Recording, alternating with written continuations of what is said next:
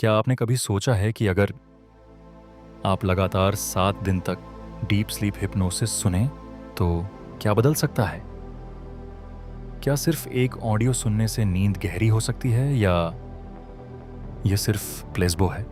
आज हम इसी सवाल का जवाब समझेंगे। सबसे पहले एक बात स्पष्ट कर दूं, डीप स्लीप हिप्नोसिस कोई जादू नहीं है। यह आपके दिमाग को आराम, सुरक्षा और गहरी नींद की अवस्था में जाने में मदद करने वाली एक गाइडेड प्रक्रिया है। जब हम सोने से पहले लगातार तनाव, मोबाइल और ओवरथिंकिंग में उलझे रहते हैं तो दिमाग अलर्ट मोड में रहता है। हिप्नोसिस उस अलर्ट मोड को धीरे धीरे रिलैक्सेशन मोड में बदलने की कोशिश करती है। पहला दिन शायद तुरंत चमत्कार जैसा न लगे।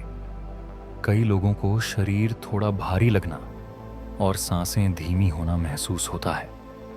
सोने में लगने वाला समय थोड़ा कम हो सकता है।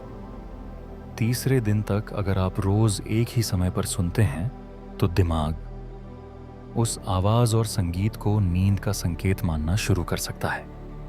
इसे हम कंडीशनिंग कहते हैं। जैसे ही ऑडियो शुरू होता है, दिमाग समझने लगता है कि अब आराम करने का समय है।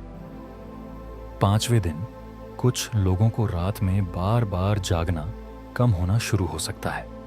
सोने से पहले विचारों की गति धीमी होना और सुबह हल्की ताजगी महसूस होना आम अनुभव है।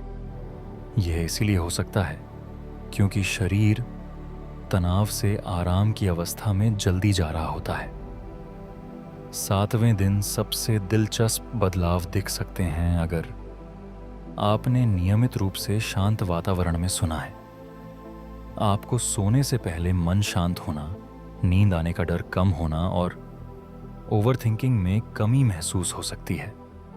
अगर आपको गंभीर अनिद्रा, डिप्रेशन या पैनिक अटैक जैसी समस्याएं हैं तो केवल हिप्नोसिस पर निर्भर ना हो।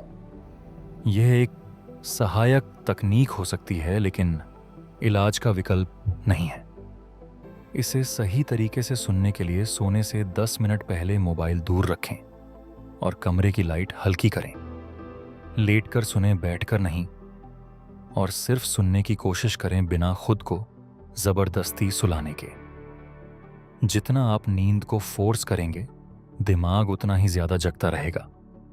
7 दिन का यह छोटा सा प्रयोग आज रात से शुरू करें और खुद देखें कि आपकी रातें कितनी शांत हो जाती हैं।